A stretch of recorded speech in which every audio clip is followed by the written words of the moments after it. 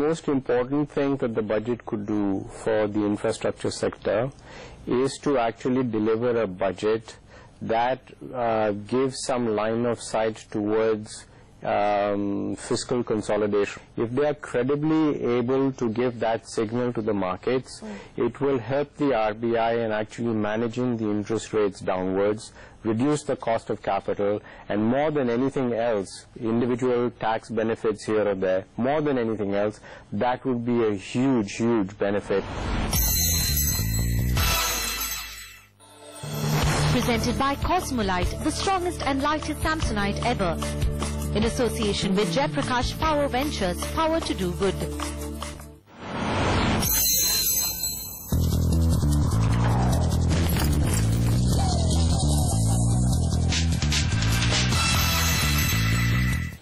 Welcome back. हमारी खास series driving for growth का सफर पहुंच चुका है राजस्थान में झीलों की नगरी उदयपुर। हमारी सहयोगी हर्षदास सामंत ने यहां पर मिले कुछ मार्बल कारोबारियों से बात की और उनसे पूछा कि इस बजट से उनकी उम्मीदें क्या हैं।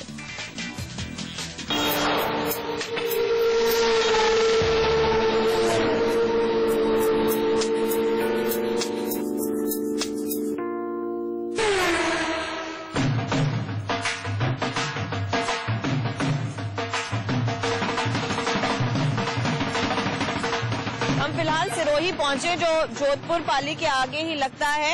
यहाँ पर काफी सारे गांव वाले और उनसे पूछते हैं फिलहाल स्थिति कैसी है और वो क्या चाहते हैं इस बारी सरकार से। ऐसी बात है जी, गर्दावर लोग यहाँ पटवारी लोग ये एक जगह बैठ के गर्दावी करते हैं, उसका अनुभव भी नहीं है। हमारी खेती तो हमारे पास है, वो वहाँ बैठे बैठे क्या इंक्वायरी करेंगे, क्या लिखा पढ़ी करेंगे, उसका खुलासा हमारे साथ होना चाहिए। ठीक है, और दूसरी खेती को देख करके करना, किस खेत में क्या बोया हुआ है, किस खेत में क्या, उसको तो कोई मालूम है नहीं, समझे। और हम लोगों को सब भ्रष्ट मिलाने की कोशिश किया। महीने के महीने 15-15, 20-20 हजार तनख्वाह उठाते हैं, उनको परवाह नहीं है। खेती वालों की कोई ध्यान देता ही नहीं, क्या हुआ क्या नहीं हुआ, ये सब होना चाहिए। 2 लेन है वो 4 लेन में बढ़ा जाएगा, रास्ता बड़ा किया जा रहा है, लेकिन गाँव वालों को उसका ज्यादा फायदा मिल नहीं रहा है। इसके अलावा क्या दिक्कतें हैं? इसके अलावा जैसे नरेगा की बात करें तो नरेगा का भी आउटपुट इस स्कीम का नहीं आ रहा है, क्योंकि ये जो है सरकार पैसा देती है, वो बिचौलिए और जो भी मेट सुपरवाइजर होते हैं वो खा जाते हैं और उसका कोई उपयोग नहीं हो पाता है। इसका सही तरीका ये है कि सपोज एक गांव में 100 लेबर हैं तो वो पंचायत को अलॉट कर दिए जाएं, उनको सुपुर्द कर दिए जाएं और वो उनका पीएफ और इंश्योरेंस करवाए पंचायत, और सपोज उसके बाद में किसान को जरूरत लेबर की तो वो पंचायत उस किसान को दे, ठेकेदार को दे और कहीं भेजे, और उनका सिक्योर्ड लाइफ रहेगी और अच्छा आउटपुट आएगा और पैसे का भी सदुपयोग, सही जगह पैसा लगेगा। ड्राइविंग फॉर ग्रोथ का ट्रक महिंद्रा के नए ट्रक नेवी स्टार पर सवार होकर कुछ अच्छे और कुछ कच्चे पक्के रास्तों से होता हुआ पहुंच गया है उदयपुर।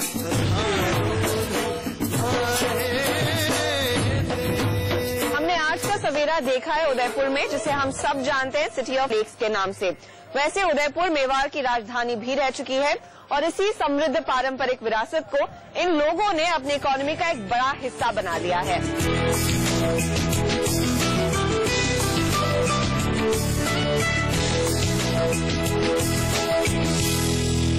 उदयपुर और उसके आसपास वाले इलाके में मार्बल का काफी ज्यादा काम है। इनफैक्ट उदयपुर आप आए तो यहाँ पर मार्बल कारोबारी सबसे ज्यादा मिलते हैं। हम ऐसी एक यूनिट में खड़े हैं और यहाँ पर बात करेंगे उन तमाम लोगों से जो इस कारोबार से जुड़े हुए हैं।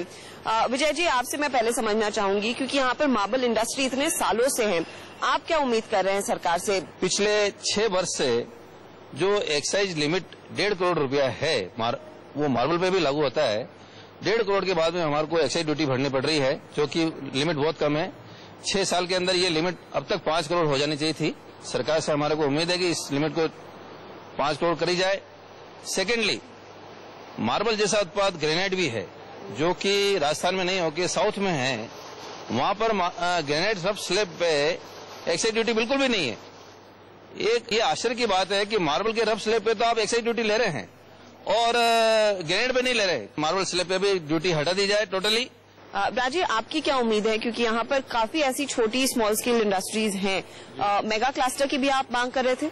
मेगा क्लस्टर होने से हमारी इंडस्ट्री का डेवलपमेंट होगा, क्योंकि ये आदिवासी क्षेत्र में आता है और गवर्नमेंट सेंट्रल गवर्नमेंट का सपोर्ट होता है। ऐसे तो टाइम गवर्नमेंट ने बहुत सपोर्ट किया हम लोग को, सेंट्रल गवर्नमेंट ने भी, स्टेट गवर्नमेंट ने भी।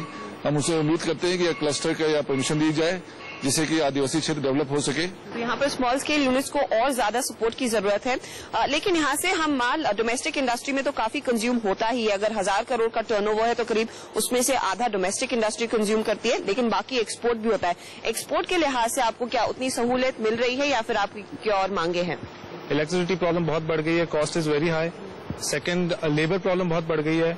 कुछ 2-3 स्कीमों की वजह से लेबर की बहुत स्कैरसिटी हो गई है। So we don't deliver the product on time. Your everything you are becoming incompetitive against China, because China is buying the same raw material from India and giving it a lesser price than the Indian exporters. So somewhere there has to be some subsidy to the exporters, Indian exporters. Like in China they give freight subsidy, they give subsidy on power, they give subsidy on labors and everything. Katara ji, काफी ज्यादा problems illegal mining की हुई हैं। Marble industry ने क्या कुछ वैसी दिक्कतें फेस की हैं? आप क्या चाहेंगे ताकि आपको कुछ सहूलियत मिल सके?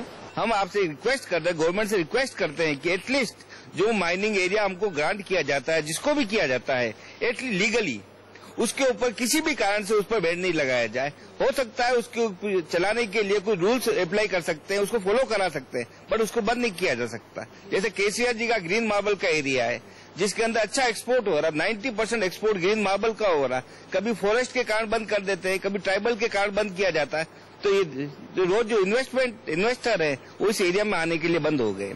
ये कुछ मांगे हैं जो इस इंडस्ट्री की लोगों ने सामने रखी है और इन सबको उम्मीद है कि वित्त मंत्री इस पर गौर करेंगे, ध्यान जरूर देंगे इस बजट में। मार्बल माइनिंग के अलावा उदयपुर की इकोनॉमी का चक्का पर्यटन से चलता है, जिसका उदयपुर की जीडीपी में 30% का योगदान है। सर्विस टैक्स से यहाँ के होटेलियर्स काफी परेशान हैं। उन्होंने सर्विस टैक्स लगा के और स्टेट गवर्नमेंट्स ने लग्जरी टैक्स लगा के, वैट लगा के और बाहर फीस बढ़ाकर डेस्टिनेशन को महंगा करते जा रहे हैं। उदयपुर हमेशा से एक हेरिटेज डेस्टिनेशन रहा है, लेकिन अब यहाँ की इंडस्ट्री चाहती है कि उदयपुर को एक होलिस्टिक हॉलिडे डेस्टिनेशन बनाने में सरकार मदद करे। हम चाहते हैं कि there are so many wild lifes across यहाँ पर जिनको हम डेवलप कर सकते हैं। We should create amusement parks here, ताकि आज की तारीख में जो क्लाइंट है वो सिर्फ 2 नाइट 3 डेज का पैकेज बनाता है और वापस चला जाता है। हम चाहते हैं कि वो एक 3rd नाइट और यहाँ पर बिताए।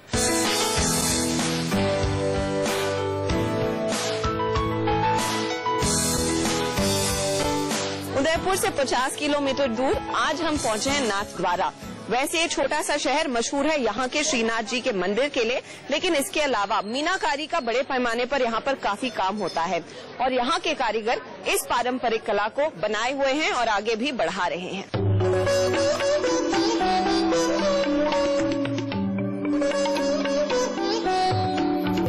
दिनेश सोनी का परिवार मीनाकारी के कारोबार में पिछले 100 सालों से है।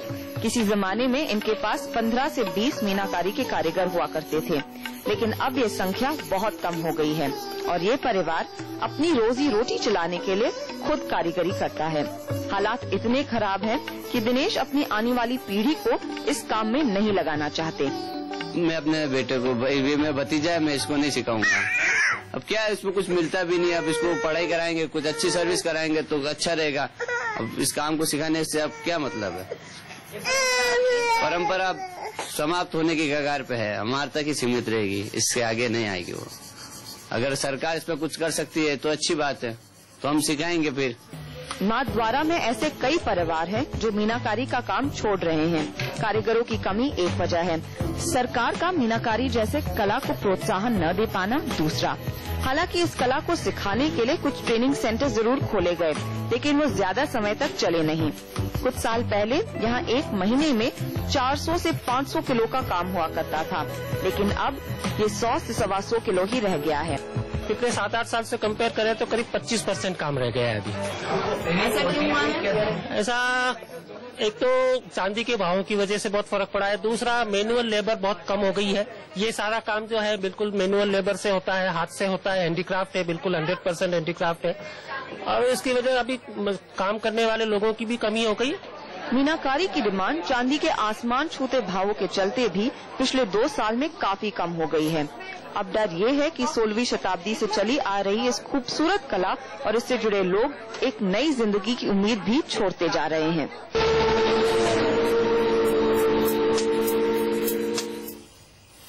और बजट पर हमारे इस खास बुलेटिन में आज के लिए इतना ही। फिर हाजिर होंगे कुछ ताज़ा तरीन खबरें लेकर बजट से जुड़ी। फिलहाल दीजिए हमें इजाजत। नमस्कार।